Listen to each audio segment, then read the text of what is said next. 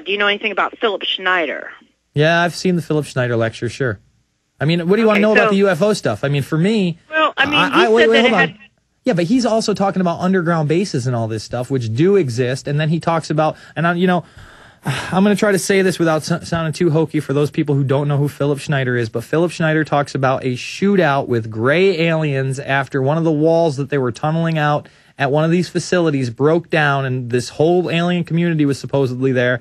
And only 2 or 3 people, I think he says, survive, including himself. And he also claims to have this huge scar across his chest. Now, Philip Schneider is no longer with us. I think I saw a lecture that he gave maybe 1 or 2 years before he actually died. And apparently he died of cancer, which he claims is from the radiation of the weapon that he was hit with. But I don't take hearsay. I've watched the alien autopsy videos. I've watched all the other videos that supposedly show aliens. I've watched probably more UFO footage than... I would say 95 to 99% of the population, because it was something I was not only into as a preteen and teenager, but well into my 20s. I read the Majestic 12 documents. Those are out there. Whether they're real or not, I don't know. I stick to what I can prove, and quite frankly, I think there is a huge amount of disinformation about UFO technology and extraterrestrials. And you know what? I'm going to go into that even further, Amy. Stay on the line on the other side, because I do think it's important. I'm not looking to try to alienate everybody, but I don't want to give people bad information or information that is going to harm the movement when we're really trying to, go after actual political leaders and their disgusting foreign and domestic policies. We'll be back after this. It's the Infowarrior. All right, folks, we are back, and we're talking UFOs with Amy.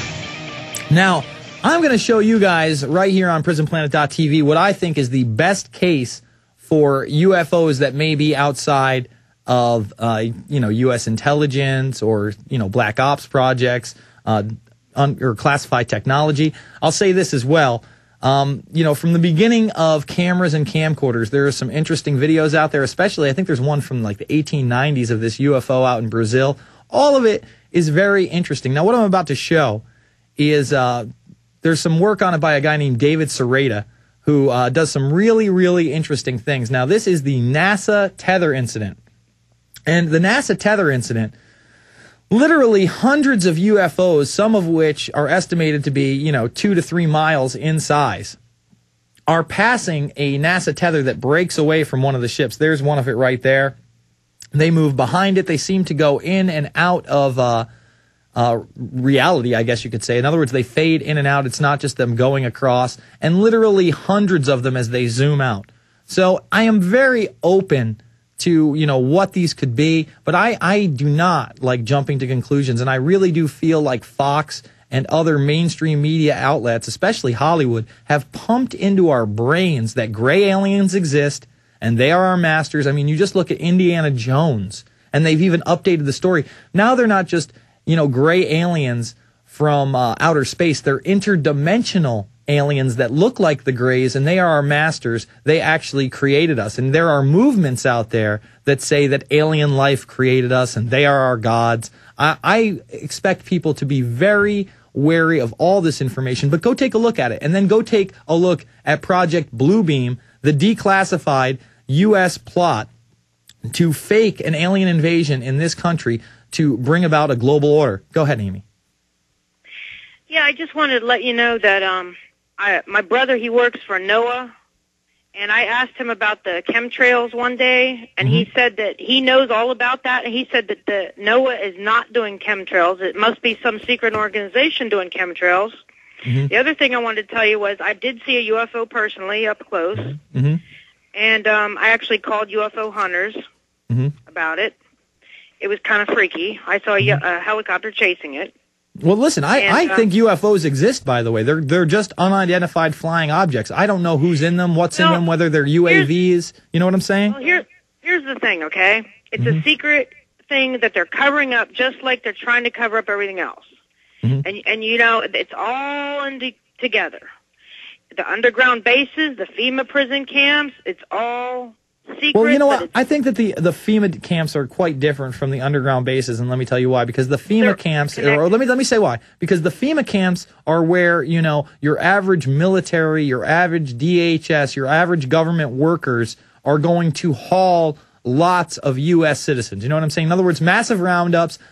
Most people will know that the FEMA camps exist. The underground bases, God knows what goes on down there. That is a big point. I'm not saying I pretend to know what's going on in these underground bases. We don't know. I hope it's not as crazy as, say, what they put out in the Resident Evil movies. I really hope it's definitely not as crazy as what Phil Schneider proclaims, that there are underground alien civilizations that are just waiting to come up and rule us. I mean, that's some heavy stuff, and I need to see more evidence before I start spouting off about that kind of thing. You know what I'm saying?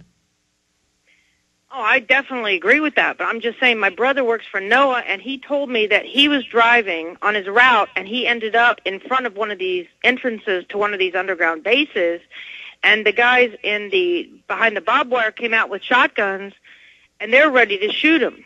Well, that doesn't surprise me. Those things are classified bases. There's very few videos or photographs of what they are, but they literally come up out of a desert.